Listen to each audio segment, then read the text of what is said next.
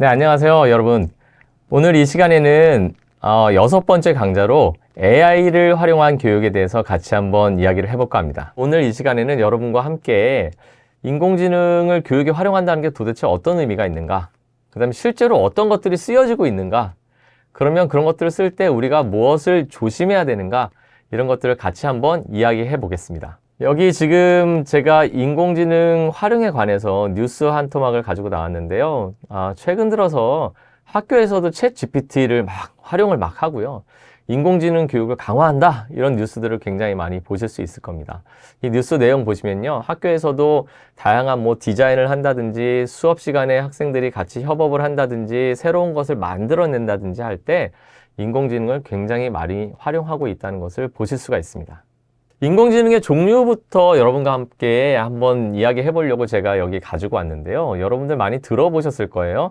범용 인공지능이라고 해서 AGI라고 부릅니다. Artificial General Intelligence라는 말을 많이 쓰고요. AGI라고 줄여서 부르기도 하고요.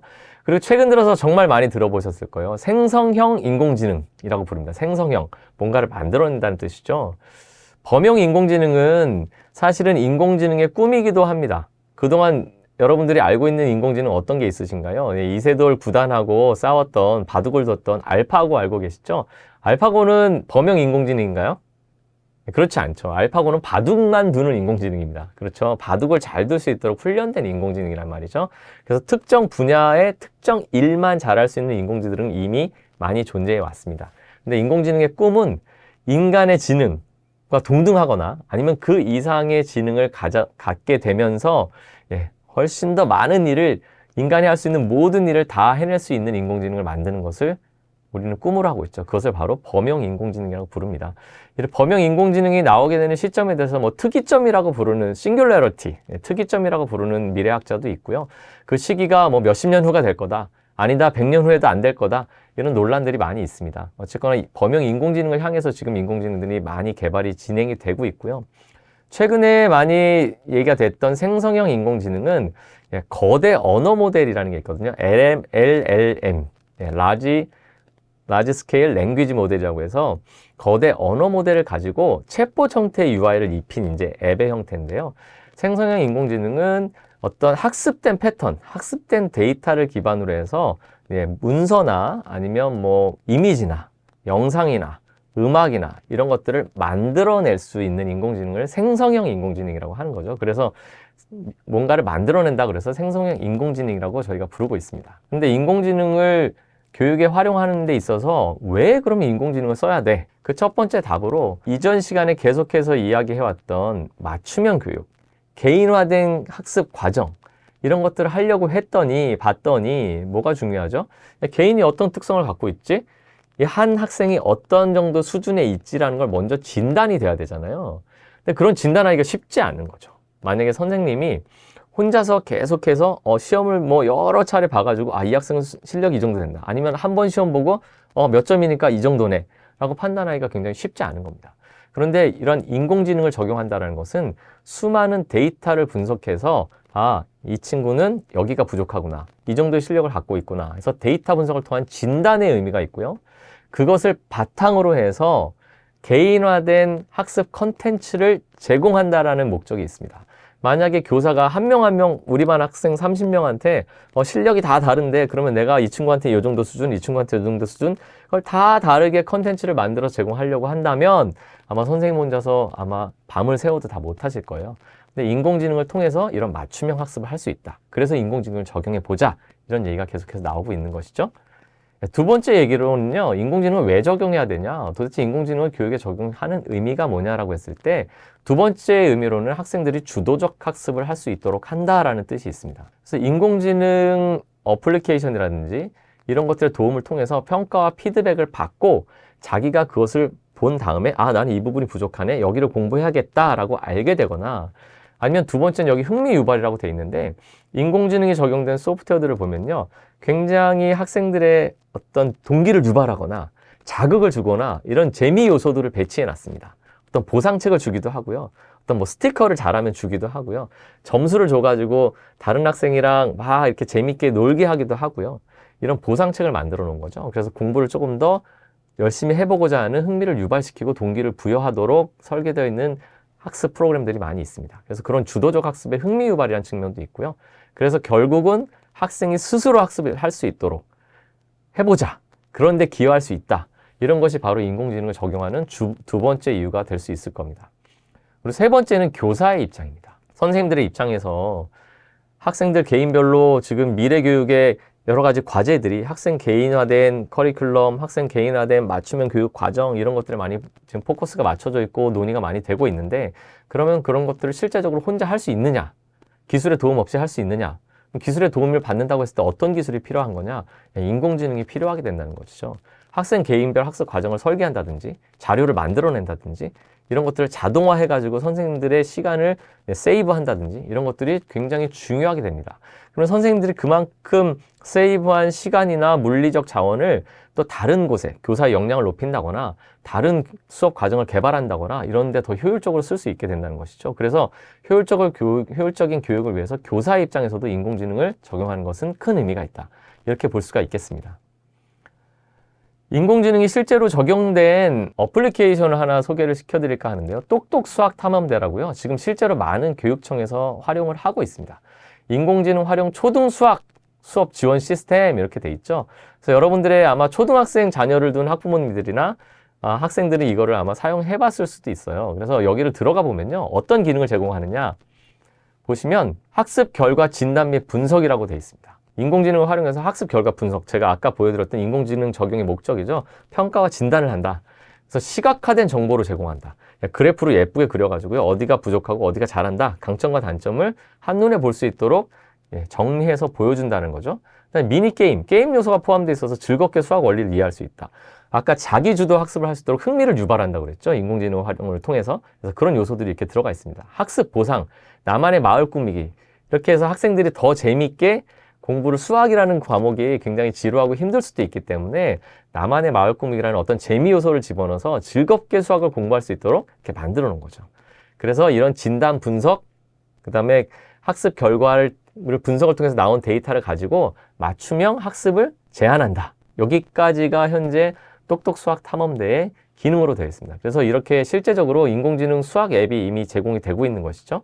그리고 이번에 경기도 교육청에서 베타 버전으로 오픈이 되어 있습니다만 교육청 차원에서 하이러닝이라는 인공지능 기반의 교육 시스템을 오픈했습니다. 여기 보시면요. 학생도 들어갈 수 있고요. 교사도 활용할 수 있고요. 학부모도 들어갈 수가 있게끔 돼 있어요. 그래서 여기 소개되는 걸 보시면 AI 기반의 맞춤형 진단, 콘텐츠 추천, 학습 등 에듀테크 기반의 미래형 교육을 지원하는 통합 플랫폼이다 하고 해서 경기도 교육청이 개발을 1차 완료하고 베타로 오픈이 되어 있는 상태입니다. 그래서 이렇게 실제 어떤 과목을 위한 인공지능 앱도 있고요. 교육청별로는 인공지능 학습 플랫폼을 제공해서 교사가 수업을 설계하거나 학생인 자기의 실력을 평가 진단하거나 그래서 더 자기에게 맞춤형 형태의 자기에게 맞는 형태의 학습 과정을 제공받을 수 있게끔 하는 이런 교육 플랫폼을 현재 제공을 시작한 교육청도 있고요. 이미 만들고 있는 교육청들도 많이 있습니다. 그리고 교육부 차원에서 인공지능 적용을 굉장히 중요하게 여기고 지금 진행이 되고 있는 부분이 바로 인공지능을 적용한 디지털 교과서죠. AI 디지털 교과서라고 하는데요. 이미 로드맵이 발표가 되어 있습니다. 2025년부터 과목별로 도입이 되고요. 2028년에는 주요 과목에 모두 다 AI 디지털 교과서를 활용하는 것으로 플랜이 잡혀 있습니다. 그래서 여기 보시면 학생, 교사, 공통해가지고 학부모까지 어떤 기능을 제공해 줄 것이냐 이런 것들이 이미 이렇게 다 정의가 되어 있고요. 학생들한테는 학습 진단 분석, 최적의 학습 경로, 컨텐츠 추천, 맞춤형 학습 지원 앞에서 계속해서 얘기가 됐던 것이죠. 교사 입장에서도 수업을 잘 설계하느냐, 어떻게 한 학생에 대해서 맞춤형 처방을 해주느냐, 여기를 공부해야 될 것 같아, 이 부분을 더 잘해야 될 것 같아 라고 제안을 해줄 수 있게 하는 거, 컨텐츠를 다양하게 재구성하는 거, 그 다음에 학생의 이력 데이터가 쭉 모아져 있으면 그 데이터를 보고 여러 가지 분석을 할 수 있고 강점이 뭐고 약점이 뭔지를 바로바로 알려주는 형태, 그런 것을 교과서 상에서 구현을 해보겠다고 지금 목적을 가지고 개발이 되고 있습니다. 그래서 공통적으로는요, UI도 쉬워야 되겠죠. 그래서 학생들이 쉽게 사용할 수 있다거나 아니면 저기 보시면 교육 주체 간 소통도 지원하겠다고 돼 있어요. 교과서에서 소통도 지원하겠다고 지금 돼 있는데 굉장히 거대한 하나의 플랫폼으로서 개발 진행이 되고 있습니다. 그래서 인공지능 디지털 교과서도 2025년에 아마 그 베일이 벗겨지면 어느 정도나 좋은 기능을 제공할지 우리가 아마 직접 목격을 할 수 있을 것 같습니다. 최근 들어서 교육의 인공지능 활용을 얘기할 때 빼놓을 수 없는 것이 있죠. 바로 이런 생성형 인공지능입니다. 제가 이 문제에 대해서는 여러분과 조금 더 깊이 얘기를 해봐야 될 것 같아서 따로 좀 장표를 만들어 봤는데요. 여러분 맨 앞에 보는 챗 GPT를 가장 많이 들어보셨을 거예요. 챗 GPT. 그렇죠? 채팅을 통해서 이제 쓰는 GPT인데요. GPT라는 것은 오픈 AI라는 회사에서 만든 생성형 인공지능인 거죠. 생성형 인공지능 모델인데 거기다가 채팅을 할 수 있는 UI를 입혀서 하나의 앱으로 만들어 놓은 겁니다. 그래서 챗 GPT라고 부르고요. 바드라는 거 혹시 들어보셨나요? 바드라는 것은 구글의 대규모 언어 모델을 기반으로 해서 생성형 인공지능을 앱으로 만들어 놓은 게 바드라고 합니다.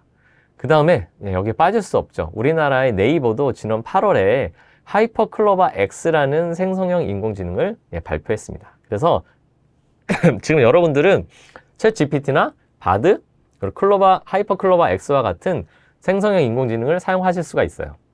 그렇다면 앞에서 보신 챗 GPT나 바드나 하이퍼클로바 X 같은 생성형 인공지능을 실제 학생들은 지금 현재 얼마나 쓰고 있을까요? 좀 궁금하시죠? 그래서 이화여대 미래교육연구소에서 학생들 대상으로 2023년 7월에 설문조사를 실시했습니다. 여기 보시면 학생 600명, 교사 300명, 학부모 800명에게 생성형 인공지능 활용에 대해서 설문조사를 실시했어요. 그 결과를 보시면 자, 생성형 인공지능을 사용하는 학생 사용하고 있나요? 라고 물어봤더니 얼마나 사용한다고 얘기했냐? 79.2%입니다. 거의 80%죠. 뭐 웬만한 학생은 그냥 다 쓴다고 보시면 될 것 같아요.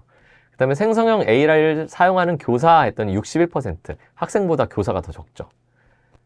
그리고 이거를 사용해 본 학생들한테 사용하는데 어때요? 4점 만점에 어느 정도 점수를 줄 수 있나요? 사용이 편리한가요? 라고 물어봤더니 학생들이 3.48의 점수를 줬습니다. 4점에서 3.5 정도 되니까 꽤나 높은 점수라고 볼 수 있겠죠? 그리고 이제 학부모나 교사나 학생에게 공이 어떤 질문을 했냐면 생성형 AI가 부정행위에 사용될 가능성이 있다고 보느냐? 가능성이 있는 것 같냐? 라고 질문을 했더니 교사의 86%, 학부모의 86.3%, 학생의 83%가 그럴 것 같아요. 가능성이 높아요. 가능성이 있습니다. 라고 대답했습니다. 그래서 사용을 지금 굉장히 많이 하는 상황인데 부정행위에 사용될 가능성도 굉장히 높다고 보고 있는 것이죠. 그래서 생성형 인공지능을 여러분들이 한번 실제 이거 도대체 어떻게 쓸 수 있는 거야? 아마 써보신 분이 많이 계실 것 같기도 한데 학부모나 학생분들 중에 안 써보신 분도 계실 것 같아서 제가 여기서 직접 한번 보여드리려고 합니다. 제가 여기 지금 인공지능 도구 리튼이라는 도구를 가지고 왔는데요. 교육적으로 굉장히 많이 활용되는 우리나라 생성형 인공지능 앱이라고 보시면 될 것 같습니다. 제가 한번 시연을 잠깐 보여드릴게요. 여기 제가 지금 리튼이라는 도구에 로그인을 해놨는데요. 여기 보시면 밑에 이렇게 채팅을 할 수 있게끔 채팅창이 뜹니다. 근데 리튼이라는 이 도구의 좋은 점은요. 여기 옆에 보시면 생성형 인공지능 엔진을 선택할 수 있어요. 오픈 AI가 제공하는 GPT라는 거 3.5 버전부터 4.4 버전, 그 다음에 PaLM2라고 되어 있는데 여기 PaLM2라고 되어 있는 것은 구글이 제공하는 생성형 인공지능 엔진입니다. 그래서 여기 갖다 대면요. 짧게 이렇게 특징을 보여줘요. 빠르고 가독성이 높아요. 그 다음에 최신 정보에 강해요. 그 다음에 빨라요. 똑똑해요. 좀 더 똑똑해요. 이렇게 해놨죠. 저는 챗 GPT 4 엔진을 한번 써볼게요. 그림을 한번 생성해 볼까 합니다. 학교 운동장에서 학생들이 뛰어노는 모습을 그려줘 해볼게요. 조금 시간이 걸릴 수도 있습니다. 학생들이 학교 운동장에 뛰어나는 모습을 그려줘 했더니 이렇게 학생들 모습을 이제 막 주로 그려줬죠. 근데 지금 운동장이 안 보이잖아요. 이러면요. 생성형 인공지능의 좋은 점은 뭐냐면 계속해서 얘를 가르칠 수도 있어요. 그러면 제가 이렇게 얘기해 볼게요. 학생과 운동장이 함께 보이게 그려줘 해보겠습니다. 바로 나오네요. 이번에. 그림이 바로 나오는데요. 학생이 안 나오고 여기 학생이 나온 것도 있지만 조금 의도치 않은 그림이 나왔네요. 이렇게 아직은 이제 이런 거에 관련돼서 학습이 안 되면 이렇게 제가 원하는 그림이 안 나올 수도 있습니다. 그렇지만 이제 그림을 그려준다는 거, 여기에 그려진 그림들은요, 저작권 문제에 있어서 조금 민감한 부분이 있을 수도 있는데 어쨌거나 새로 생성된 거기 때문에 여러분들이 사용하시는데 큰 문제가 없어 보여요. 그래서 이런 것들을 그려서 여러분들이 쓰실 수도 있고요. 제가 좀 더 재밌는 툴들을 좀 보여드리겠습니다. 여기 툴이라는 메뉴를 들어가면요. 옆쪽 보시면요. 자기소개서, 독서 감상문, 인스타 피드. 인스타그램에 여러분이 올리실 때 사진을 올리시고요. 거기 글 쓰는 거 있잖아요. 그것도 자동으로 만드실 수가 있어요. 제가 한번 자기소개서를 한번 만들어 볼까요? 제가 지원하는 회사 이름이 있죠. 삼성전자라는 곳에 한번 지원을 한다고 생각해 보겠습니다. 영업조직이 한번 직군에 지원을 하는 걸로 해보고요. 본인의 이력 및 경험을 넣으래요. 그러면 제가 경영학과 졸업이라고 한번, 이건 실제는 아닙니다만 제가 한번 써보겠습니다. 3가지까지 시간 순서대로 쓸 수 있어요. 자, 이렇게 3가지를 넣고요. 제가 한번 기다려 볼게요. 제가 지금 여기 자기소개서를 쓰기 위해서 삼성전자라는 회사에 지원할 거다. 그 다음에 영업직군에 쓸 거다. 근데 본인 이력 및 경험을 시간 순서대로 3가지 썼죠. 그 다음에 지원 동기 부분에 대해서 제가 자동 생성을 하고 싶어서 자동 생성 스위치를 눌렀더니 지금 결과가 나왔습니다. 그랬더니 한 줄 소개가 뭐라고 4가지가 제시가 되는데요. 고객에게 최고의 가치를 전달하는 영업 전문가, 이렇게 제목을 붙여도 된다는 거고요. 또 다른 거 한번 볼까요? 고객 니즈 파악 및 신규 채널 발굴을 통해 매출 증대 극대화. 그리고 여기 3가지, 2가지가 더 있죠. 이렇게 제가 원하는 한 줄 자기소개서를 이렇게 볼 수 있고요. 밑에 보시면 삼성전자 영업직무 지원 동기 해가지고 서론 어떻게 이런 거 했다, 수성 경험, 인턴 경험했다, 마무리해가지고 깔끔하게 자기소개서를 완성시켜줍니다. 바로 이게 생성형 인공지능의 강점입니다. 바로 뚝딱 써주죠. 결과물의 저작권 및 데이터 출처에 대해서 얘기를 했는데요. 여기 뭐라고 되어 있냐면 저작권 및 사용 권한은 사용자에게 귀속되며 개인적 용도 및 상업적 용도로 활용될 수 있다. 그 대신 생성된 결과를 사용하여 발생하는 문제 책임은 또 사용자에게 있다. 이렇게 언급하긴 했네요. 어쨌거나 이런 건 이제 제가 책임을 지고 생성한 거기 때문에 상업적 용도로도 활용할 수 있다라고 얘기를 하고 있습니다. 여기 보신 것처럼 자기소개서도 이렇게 뚝딱 만들 수 있고요. 여기 옆에 눌러보면요. 독서 감상문 메뉴도 있어요. 독서 감상문 메뉴를 들어가시면요. 책 제목을 넣고 작가를 넣잖아요. 그러면 독서 감상문을 생성해 줍니다. 그래서 여러분들이 여기 또 보시면 레포트도 만들 수 있고요. 밑에 보시면 블로그 포스팅, 그 다음에 긴 블로그도 포스팅할 수 있고요. SNS 광고 문구까지도 만들 수 있도록 되어 있습니다. 이것처럼 생성형 인공지능을 활용하면 우리가 그동안 어렵게 해왔던 여러 가지 일들을 이렇게 뚝딱 해주는 편리함이 있기 때문에 이것에 대한 사용에 대한 유혹도 굉장히 강하게 느끼는 것이죠. 이번에는 생성형 인공지능 중에 바드 사용하는 걸 여러분들 한번 잠깐 보여드리겠습니다. 바드라는 것은 구글이 만든 대규모 언어 모델을 기반으로 해서 만들어진 생성형 인공지능 앱인데요. 바드라는 거를 검색 엔진에 치시면 굉장히 쉽게 사용하실 수가 있으니까 한번 사용해 보시길 바라겠습니다. 제가 이렇게 바드에 들어왔더니 여기 밑에 여기에 프롬프트 입력 이렇게 돼 있죠. 프롬프트라는 단어가 조금 낯서시기도 하실 것 같은데요. 프롬프트라는 거는 컴퓨터에게 명령을 내릴 때 쓰는 단어죠. 그래서 생성형 인공지능에서 중요한 거는요. 질문을 어떻게 하느냐에 따라서 답변이 좀 달라집니다. 그래서 이거를 잘 쓰려면 좋은 질문을 해야 되고요. 답변이 나왔을 때도 답변을 그대로 받아들이는 게 아니라 답변에 대해서 계속해서 파고들 수 있어야 돼요. 그러면 훨씬 더 좋은 답변을 얻게 됩니다. 그래서 좋은 답변을 얻을 수 있도록 질문을 잘하는 것, 하나의 답변이 나왔을 때 또 다른 질문으로 계속해서 파고 들어가는 거를 프롬프트 엔지니어링이라고 말하기도 해요. 좀 어려운 말로는. 그래서 제가 일단 여기에 2024년도 한국 경제 전망을 알려줘 이렇게 해봤더니 얘가 지금 막 뭔가를 찾고 있고 생각을 하고 있는 것 같아요. 생각보다 빠르게 나옵니다. 바드는. 지금 봤더니 다 보이시나요? 2024년 한국 경제는 2.1%에서 2.3% 내년에 성장할 거로 보인대요. 이는 2023년 1.5%의 성장률에 비해 다소 개선된 수준. 성장률의 전망 개선된 이유는 이렇다. 근데 이런 리스크 요인도 있다 하면서 쭉 설명이 나오죠. 그러면 여기에 대해서 그냥 그렇구나 하고 말 수도 있지만 한 번 더 물어보겠습니다. 이 전망을 도대체 전망이 나왔을 때 알았는데 도대체 어떤 근거를 하느냐? 대외 수요가 회복되고요. 세계 경제가 2023년도 개선될 것으로 예상된다. 이렇게 또 질문이 쭉 나오죠. 근데 리스크 요인 또 나오잖아요. 그럼 제가 한 가지만 더 물어보겠습니다. 도대체 여기 나온 숫자들은 어디서 나온 건지 제가 궁금한 거죠. 어떤 데이터를 학습했길래 이런 답변을 내놓는 것이냐라고 제가 물어보겠습니다. 여기 나왔네요. 답변에 사용된 데이터는요. 이런 곳에서 가져왔대요. 한국개발연구원, 한국은행, 현대경제연구원, 국제통화기금 이런 데서 발표된 보고서 같은 거를 다 종합해서 자기가 이렇게 답변한 거예요 라고 알려주죠. 이렇게 되면 이제 어떻게 쓸 수 있냐면 바드를 단순히 답변만 이렇게 딱 그냥 받고 마는 게 아니라요. 이런 데서 지금 데이터를 가져왔다고 했잖아요. 그럼 인터넷에 들어가서 제가 찾아볼 수 있겠죠. 정말 이 바드에서 나온 답변이 맞는 건지 비교 분석을 해볼 수도 있을 겁니다. 그래서 이 바드라든지 생성형 인공지능을 사용할 때는요. 중요한 포인트가 답변이 나왔을 때 그거를 그냥 그렇구나 하고 말 게 아니고요. 이게 정말로 맞는 건지 아니면 그거의 근거는 뭔지 아니면 왜 이렇게 답변이 나왔는지 계속해서 그 인공지능이랑 이렇게 주고받는 대화 형태로 계속 진행을 하면 조금 더 향상된 답변을 얻을 수도 있고요. 데이터의 근거를 찾을 수도 있습니다. 그런데 여기 지금 제가 생성형 AI 사용의 유의점 이렇게 해놨습니다. 영어로 hallucination이라고 해요. 좀 어려운 단어죠. hallucination이 영어로 무슨 뜻이냐? 환청이나 환각을 의미합니다. 근데 이게 인공지능에서는 뭘 의미하냐면 주어진 데이터나 맥락에 근거하지 않은 정보나 허위 정보를 생성하는 문제. 이거를 인공지능 하는 사람들은 아무 말 대잔치라고 이렇게 우스갯소리로 하기도 합니다. 아무 말 대잔치가 벌어지기도 해요. 데이터가 잘못되거나 아니면 데이터에 근거하지 않고 그냥 답변을 지 마음대로 그냥 막 둘러대는 거죠. 이런 거에 대표적인 사건이 있었죠. 여러분들 언론을 통해서 좀 접하기도 하셨을 것 같은데요. 세종대왕 맥북 프로 투척 사건이 있습니다. 굉장히 재밌죠. 세종대왕 맥북 프로 투척 사건이라고 그래가지고요. 제가 여기 지금 2023년 2월 한국일보 기사를 가져왔는데요. 이때만 해도 이제 챗 GPT가 막 세상에 이제 작년에 나오고 나서 굉장히 관심이 높아가지고 한국 분들이 많이 이제 막 물어본 거죠. 그런데 한국 관련된 데이터 학습이 많이 되지 않았을 때예요. 지금은 또 많이 바뀌었습니다만.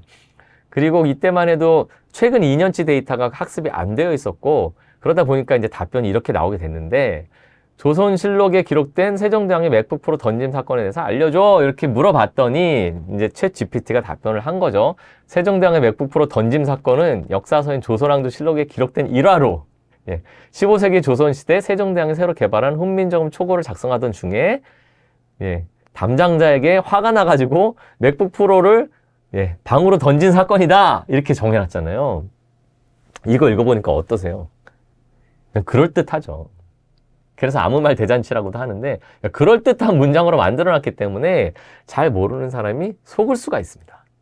우리는 세종대왕 때 맥북 프로가 없었다는 걸 너무 명확하게 알고 있기 때문에 이거 웃기네 라고 지금 답을 할 수 있지만 여러분들이 잘 모르는 내용에 대해서 만약에 이렇게 응답이 나왔다고 생각해 보세요. 이게 잘못된 건가? 그런가? 굉장히 헷갈리고 문제를 일으키게 됩니다. 또 하나의 사례가 있는데요. 이거는 2023년 조선일보에서 보도했던 기사인데요. 대동 여지도 연금술사들의 폭동에 대해서 알려줘 이렇게 했더니 18세기 후반 조선시대에 발생한 사건이다. 당시 연금술사들이 창선 총강이라는 비밀 연금술 기관에서 주저한 동을 혁명에 이용하겠다는 계획을 세우면서 시작됐다. 밑에는 더 재밌죠. 거북선의 라이트닝 볼트 발사 메커니즘을 설명해줘. 라이트닝 볼트라는 게 이 시대에 있지도 않았을 텐데 거북선 내부에서 발사 준비가 완료되면 뭐 이렇게 한다. 이렇게 응답을 줬잖아요. 그래서 이 생성형 인공지능에는 이 hallucination이라는 문제가 있습니다. 이거를 알고 써야 돼요. 알고 써야 돼요. 그런데 아까 이미 지금 80%의 학생들이 생성형 인공지능을 쓰고 있다라고 얘기를 했죠. 인공지능을 쓸 때 이 hallucination의 문제를 정확하게 알고 이게 정말로 옳은 내용인가? 맞는 말인가? 자신이 판단하고 알아볼 수 있어야 됩니다. 그러다 보니까 지금 여기 제가 뭘 가져다 놨냐면 서울시 교육청에서요. 생성형 인공지능의 교육적 활용이라는 수업에 어떻게 써야 되는지를 가이드를 내렸어요. 문서를 만들어가지고 학교에 배포한 자료에서 제가 가지고 온 겁니다. 이걸 보시면요. 수업 활용 가이드 해가지고 학교 급별로 나눠놨죠. 초등학교에서는요. 서울시 교육청에 추천하는 바에 따르면 교사 주도로 교육적 의도에 따라 사용하되 교사 시연 중심만 해라. 학생들이 직접 사용하는 거는 초등학교에서는 권장하지 않고 있습니다. 그다음에 중학교에서는 교사의 지도 하에 학생이 직접 활용할 수 있다. 학생이 쓸 수는 있으나 교사가 지도하고 있을 때 써라라는 내용입니다. 고등학교에서는요. 교사의 지도 하에 직접 활용이 가능하고 중학교처럼 그리고 또 하나 더 나가서 프로젝트 등의 보조교사로 활용할 수 있다. 프로젝트를 할 때 학생들이 모여가지고 이거 어떤 게 이런 내용이 뭐 아이디어가 있을까? 이럴 때 찾아볼 수도 있다는 얘기예요. 그러면서 공통적으로 밑에 돼 있는 게 제 생각엔 중요한 내용인데요. 수업 및 교육 활동에서 필요한 경우에 사전에 생성형 AI의 원리와 한계, AI 윤리적 사용에 대해서 학생 교육을 반드시 실시해라. 필수 이렇게 해놨죠. 얘가 좋은 점이 있지만 이런 한계가 있어. 할루시네이션이라는 문제가 있어. 잘못된 답을 줄 수가 있어. 이런 거에 대해서 알고 쓰게끔 하라는 얘기입니다.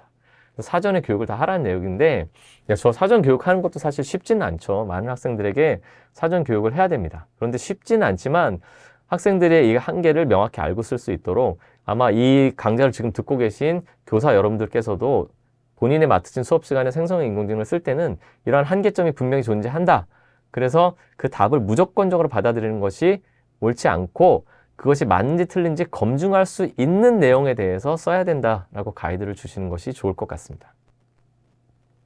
이처럼 생성형 인공지능이 지금 계속해서 활용이 되고 있는데요. 유의점에 대해서 조금 더 이야기를 해보도록 하겠습니다.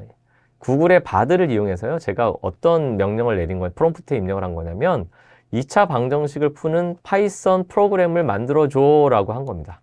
저기 맨 위에 써있죠. 2차 방정식 해를 구하는 파이썬 코드를 만들어줘 했더니 이 생성형 인공지능 바드가 저렇게 코딩을 해준 거예요. 짜준 거죠. 저걸 갖다가 이제 컴퓨터에 붙이면 실행이 될 수 있겠죠. 그런데 문제는 이런 겁니다. 아까 학생들이 거의 80% 학생들이 생성형 인공지능을 쓰고 있다고 그랬잖아요. 교사가 파이썬을 이용해서 2차 방정식을 푸는 문제를 과제를 해와라 라고 했을 때 선생님이 의도하는 말은 뭘까요? 선생님은 파이썬 프로그램을 학생들이 익히고, 그쵸? 이 2차 방정식을 풀기 위해서 활용되는 문법들을 알고, 그 다음에 2차 방정식도 이해하고, 그렇게 해서 파이썬 프로그램을 만들어 오라는 것이죠. 그런데 생성형 인공지능을 활용하니까 어떻게 돼요? 답이 바로 나옵니다. 그럼 이거를 교사한테, 선생님한테 저 과제 다 했습니다 하고 냈을 때 학생들이 이걸 이해하지 못한다면 사실 아무 소용없는 거죠. 그래서 이 생성형 인공지능을 사용할 때 제일 중요한 것은 비판적인 자세를 유지할 수 있냐는 것이 굉장히 중요한데요. 그래서 제가 여기서 말씀드리고 싶은 것은요. 생성형 AI를 활용할 때는 교사나 학생이 정말로 이것이 맞는지 틀린지를 판단할 수 있는 내용에 대해서 먼저 쓰는 것이 좋겠다.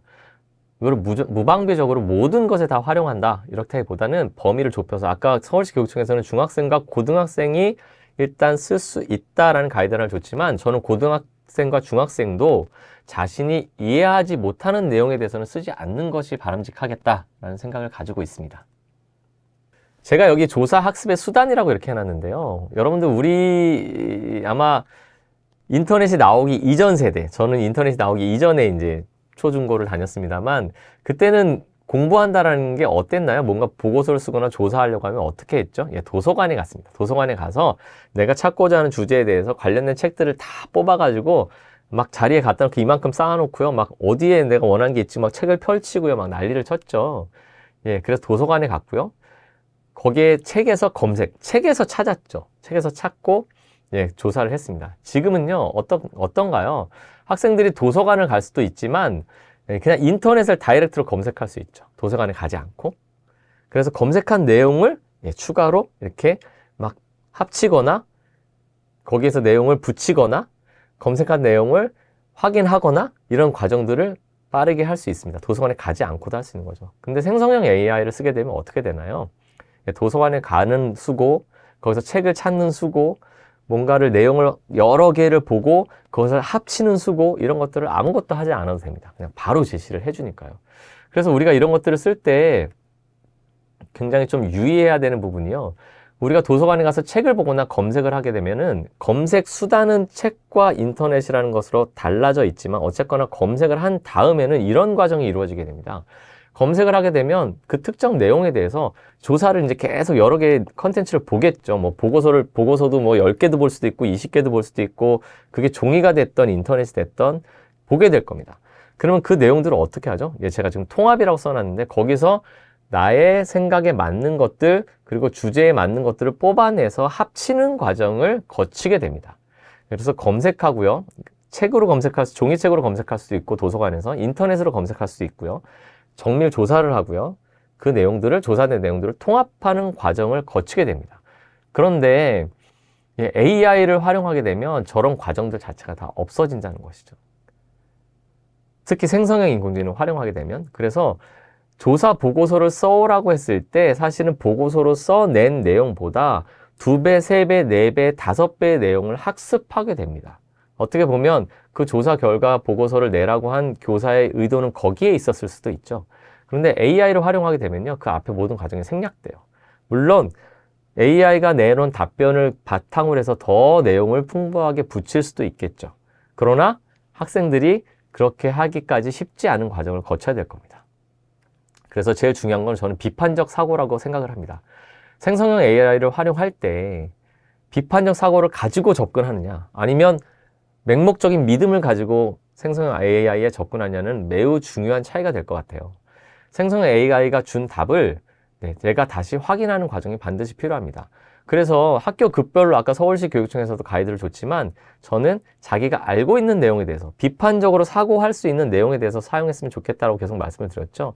예를 들면 대학 교수가 생성형 AI를 활용해서 자기의 연구 분야에 어떤 아이디어를 떠올리기 위해서 여러 가지 다양한 물음들을 던져본다. 충분히 가능하죠. 굉장히 큰 도움이 될 겁니다. 자신이 미처 생각하지 못했던 저 밑에 가라앉았던 생각을 떠오르게 할 수도 있고요. 왜 그게 큰 도움이 될 거냐면 이 교수는 생성형 인공지능이 주는 답보다 더 많은 것을 알고 있고 그것을 충분히 비판적으로 사고할 수 있기 때문인 거죠. 근데 학생들이 그렇지 않은 상태에서 생성형 인공지능이 만들어낸 답변을 계속해서 무비판적으로 수용한다면 굉장히 교육에 부정적인 효과가 있을 수 있다. 그래서 이런 것들을 비판적 사고를 바탕으로 생성형 인공지능을 사용하기를 바랍니다. 예, 제가 오늘 인공지능을 활용한 교육에 대해서 이번 강좌에 대해서 같이 한번 살펴봤는데요. 인공지능을 교육에 왜 활용하는가도 같이 살펴봤고요. 그 다음에 실제로 인공지능을 어떻게 활용하는가, 어떤 소프트웨어들이 있는가도 짧게 한번 같이 봤고요. 그리고 리튼이나 생성형 인공지능에 대해서도 같이 해봤고 또 거기에 유의할 점까지 같이 살펴봤습니다. 인공지능은 기술에 있어서도 굉장히 최첨단에 있는 도구이기 때문에 사람들이 아직까지 인공지능을 잘 이해하지 못하고 그것을 어떻게 활용할지에 대한 여러 가지 사회적 합의도 아직은 잘 이루어지지 않은 상태거든요. 그래서 섣불리 교육에 적용하기보다는 굉장히 제한적으로 천천히 도입하는 것이 좋겠다는 생각을 가지고 있습니다. 이 강좌를 들으시는 학부모 여러분이나 학생 본인이나 아니면 교사 여러분들께서도 나는 인공지능을 어떻게 활용하면 좋을지 한번 생각해 보시는 계기가 되었으면 합니다. 이것으로 강의를 마치도록 하겠습니다. 감사합니다.